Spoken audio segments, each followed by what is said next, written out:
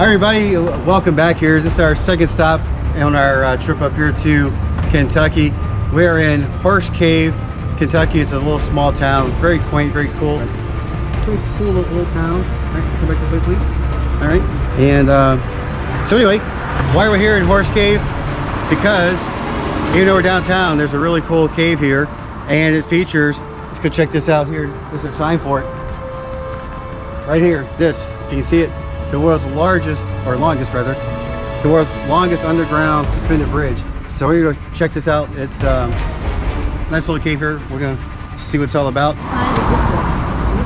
One thing that's kind of cool though, look at this.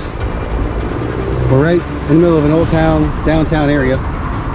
And right off the sidewalk, that is the cave entrance right below us down there. So we'll have to go get checked in. For me, that's the first. Being in town, right here, see, town, underground. And then cave, town, underground, I like that, rhymes. Yeah, town and underground. Yeah. So I think if you're just driving here, you wouldn't realize there's a massive sinkhole right below us, just like down there. So we're gonna go check this place out. All right, yeah. Let's go. Let's go. Oh, on our way into the entrance, there's a cool little observation deck here. Look at this. Yeah. Nice little shot of the cave entrance there too. So we're gonna be going down there after we check in. So stay tuned. Let's go see and join us as we cross the world's longest underground suspended bridge. Old bank right there, 1937, huh? This is the old town. Cave entrance. Caving museum. Okay. Cave tours right in here. Alright, let's go check it out. Here we go. Here we go.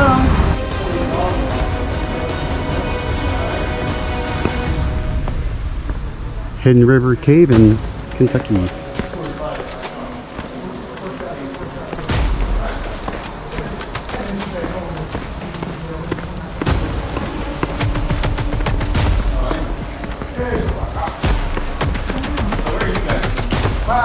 From Northwest Indiana, Chicago and South Georgia. Actually, like for Gary, Indiana. We're not from there.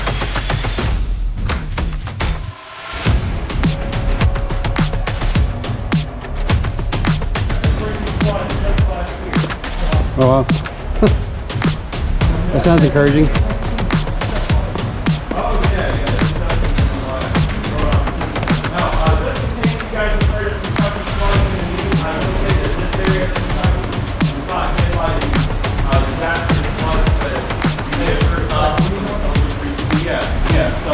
Matter of fact, we didn't actually even have to close down. We got some rain, but it wasn't, you know, FEMA.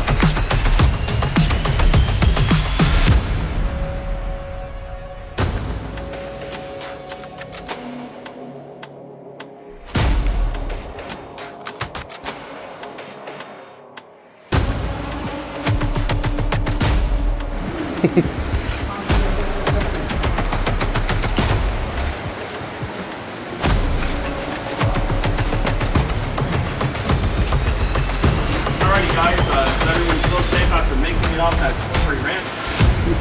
Good, because we are going to be crossing one of the safest bridges in the world. Thank you. Yeah. So, 96 feet across, this is the world's longest underground suspension bridge. That's a very specific record to hold, but what it means is that when you cross it, you'll have a brand new bragging right. Something very important to keep in mind. If you're trying to get a certain shot, I can move out of the way. Thank you.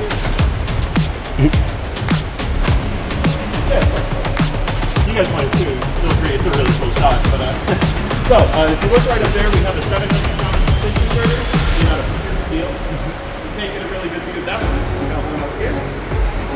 What these suspension girders mean is that this bridge can hold over 20,000 pounds of weight.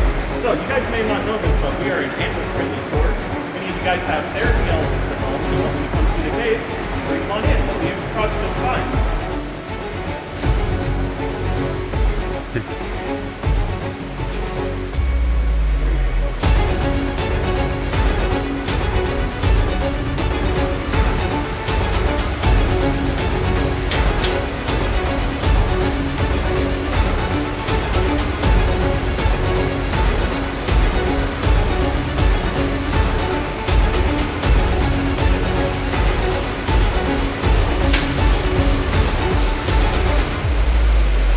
5 feet above the hidden river.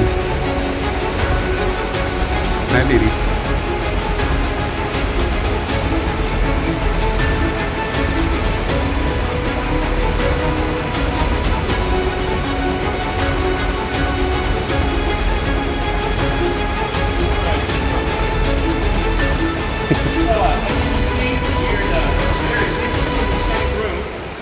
Talk about. You guys look down here, we have another branch. It's kind of out here on its own.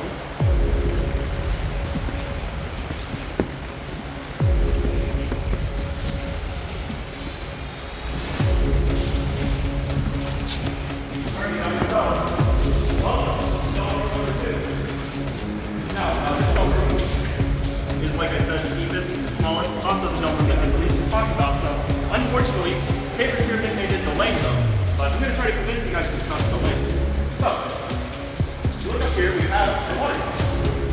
It's a pretty small waterfall. Coming out of the deposit behind me.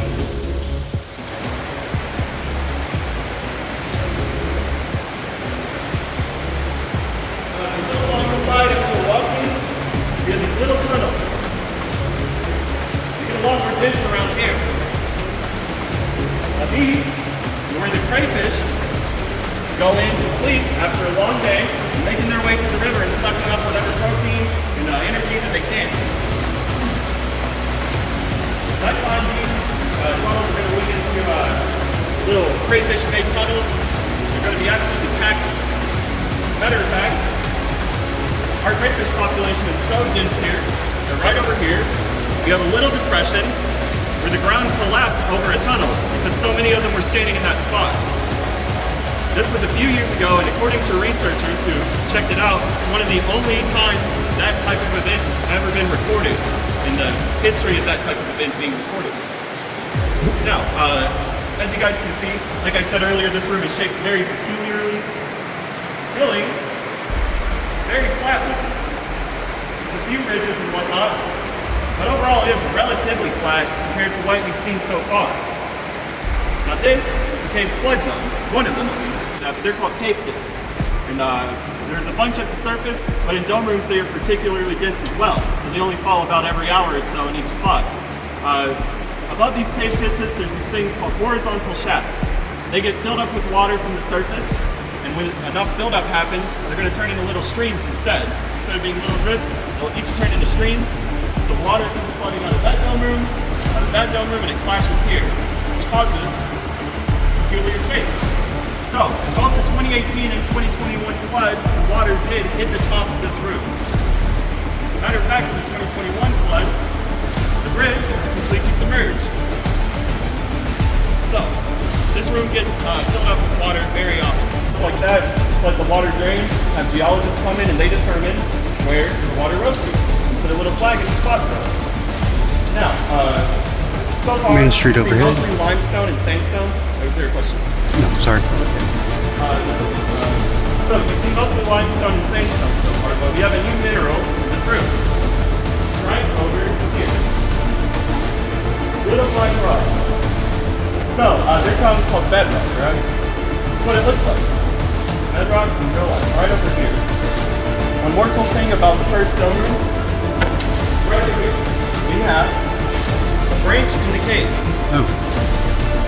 So this is actually only explorable up to about 100 feet back. It doesn't go back very far, but that's because this cave, its branching system is called an elongated branch system. So it has about 2 main splits at the beginning, and then when splits do happen, usually they're either very short or very, very long.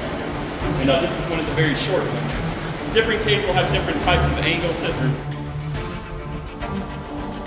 What's interesting to think about is we didn't always know how big this dome room was or how close it was to the ceiling. So if someone up there has a house where they built a basement that's 15 feet deep or so, if they're in a higher point, there's only 5 feet of earth separating them from this big room. So maybe the houses up there are a little cheaper, right? Anyways, one of our tour guides here was really excited to discovered that his neighborhood was actually the one up here. So wow. He was happy about that. Some people may have different reactions, but he was happy.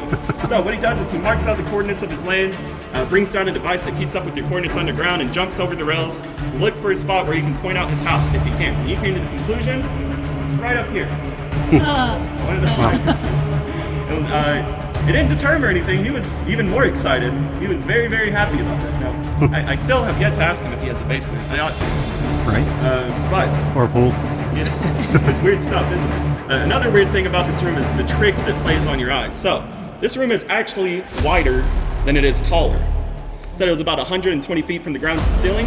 From where we're standing to the other side of the room, it's about 150 feet. What?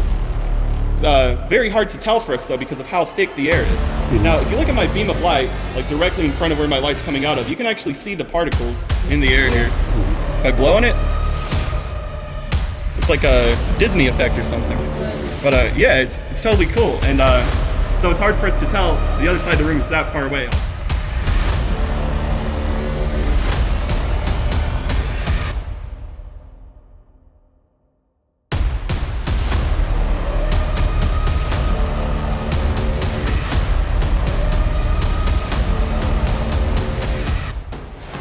Second time crossing over the world's longest underground suspension bridge at Hidden River Cave in Kentucky. We're about 45 feet above the river right now.